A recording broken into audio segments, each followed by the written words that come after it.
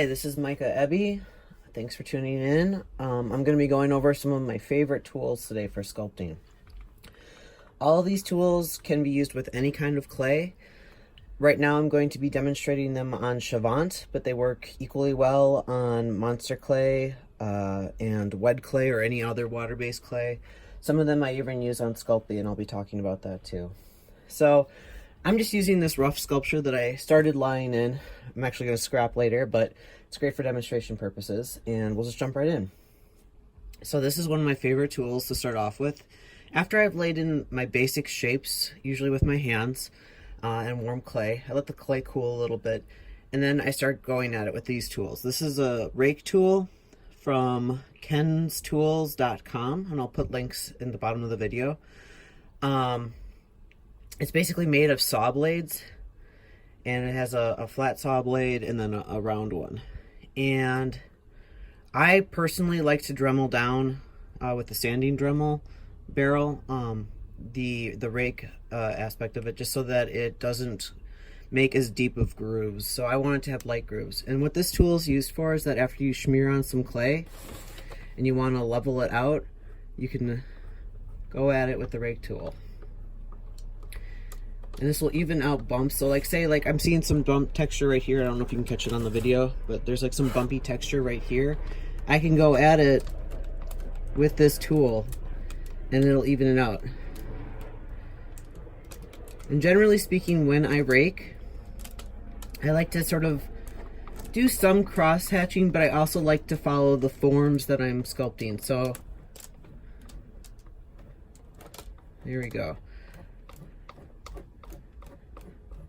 And I'm not applying a ton of pressure, just enough to take off some of the edge. And you can even go at it lighter than that. A lot of times, like I'll sculpt and I'll roughen the shapes.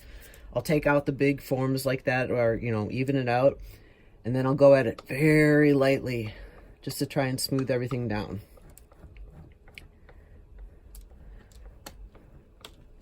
So that's one of my favorite tools. I use this one probably more than anything in the beginning. See, next tool. This is one that I made myself, and it's actually broken, but we'll work around that. This is a twisted wire tool where I took two pieces of wire, twisted them up, and then made usually I try to make a triangular shape and a round shape. And this one's very similar. I use it to smooth it down. It creates a slightly different texture, so it's less ridgy, if that makes sense. But you're getting sort of this texture right here where it makes it softer. And sometimes what I'll do is I'll go in with the big rake first, and then I'll smooth it down even further with this. My next tool is another twisted wire tool that I made. And you can see it's kind of tiny. I use this one to pull out small forms, and I use this especially when I'm doing organic stuff to, like, so say like I have this eye here. I'm going to use that to like maybe make this fold here a little bit more pronounced, but also keeping it subtle. So I use this to sort of whittle down the clay and pull out these more subtle forms. I hope you can see that. It is another rake tool, essentially, so you're creating ridges, but it helps you pull out that subtlety. Around the same time, I usually tend to use this tool a lot. This is just a spatula. I picked this one up at Nigel's Makeup Supply down in LA, but you can order it online. It's just a makeup spatula. I got it because it was really pretty.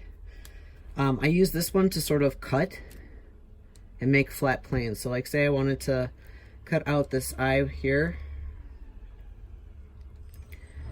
I'm going to use that to sort of lay in these sort of flat planes. And you can, this one's nice and stiff, so you can really push it and it's not going to break. It's made of steel, I believe. Anodized steel. So like that. And then say if I want to refine that flat part, I will go at it with the small spatula that I have. I got this from AMCreatures. They're on Etsy. And again, I'll put the links at the bottom. And I can use this. I use this one a lot, like if I'm making more like hard edges, like sculpting mechanical stuff, because it allows me to really get in there and make these hard flat planes. And I'm just doing this really quickly, so this isn't probably the best representation of it. And there you go, kind of like that. Other tools that I use at this stage of the game. This is one of my favorites. This is a tool by Sculpey. It comes in a 3-pack. There's 3 ball ended tools, and then they have a rubber end on the other side. Now, I've completely bashed up this rubber end. You can kind of see that it's mashed up, but it still works sometimes. And then they're not terribly expensive, especially if you use like a coupon for Joann's or Michael's. You can get it for pretty cheap. I use this one to like hollow out spaces. A lot of times I'll use it on this inner eye area or like in the ear. Sometimes I'll use it to burnish, you know, get areas smooth.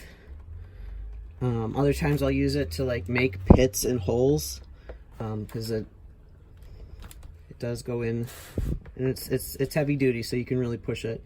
And like I said, they have 3 different ball sizes. I like this one the best. Other tools. Another tool I'll use to refine. This one kind of goes in line with the tool that I use for this guy.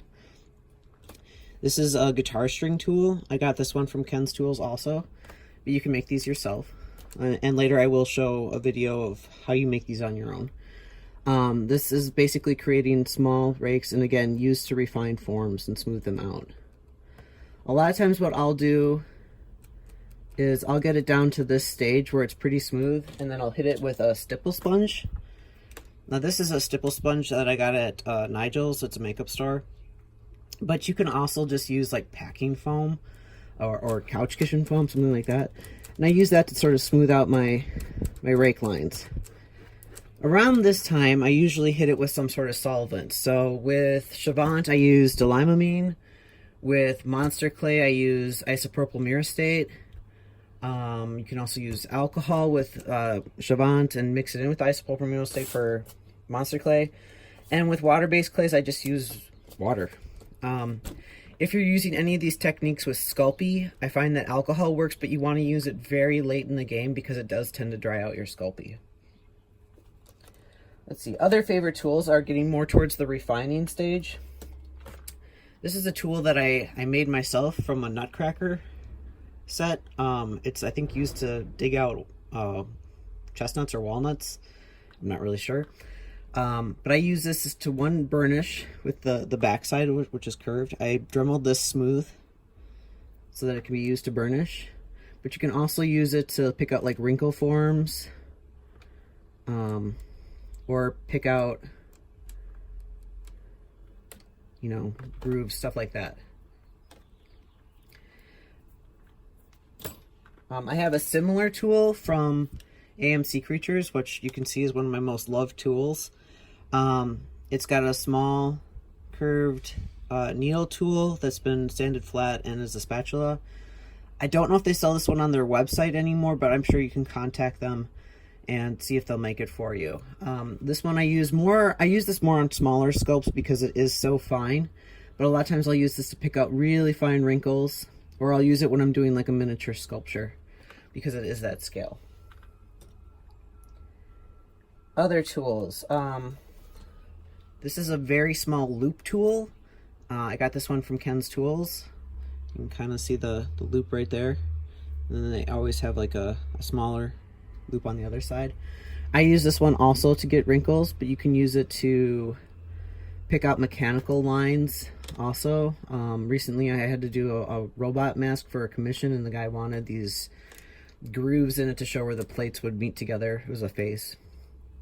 And I use this to sort of pull out those lines. And it gives you a nice sharp edge. So it was kind of like that, where like it followed the face, but then it made these lines. Other tools that I use a lot, these are more finishing tools. These I got all from Ken's Tools. This one is a wrinkle tool that you can use to add skin texture. And these two are pour tools. I'll show you the wrinkle tool first. So say you have a smoothed out area. So I'll use this side because it's a little bit smoother. You use this and you drag it along. I usually try to hold the actual wires to give it a little bit more control. And you just add a little subtle hand movement like that. and it gives you very naturalistic wrinkle tones or skin texture even. You can then use a little bit of baby powder if you want to get rid of the little gummy balls that form. Or I sometimes I'll put on baby powder first just so they don't stick in the first place. And it's just basically going over this over and over and over again. But this is one of the last steps in your sculpture. You don't want to be adding texture in earlier because it's just going to get obliterated when you adjust your forms. And then finally, we have the pour tools. These are kind of like a stamp. This is a small one with a little 2x2, and this is a hexagonal thing that I use for like larger pours. So like this would be a good place to use. This would be like on a nose of a realistic sculpture. And you're just tapping it. And it'll give you like, this one gives you a really heavy, dense pour texture. And again, it also depends on how much pressure you're applying. This one's more of a lighter pour texture. This one I like to use a lot to add elongated pours. So I'll follow the form and kind of use a jerking movement. I don't know if that you can see that, but and that adds like sort of the pores like around your mouth. You know, in this area here, they tend to be a little bit more elongated versus the perfect circular pores that you get here. So that's a quick rundown of some of my favorite tools. If you have any questions, let me know on Patreon. Thank you for following me and supporting me. I really appreciate it, and I'll see you next time.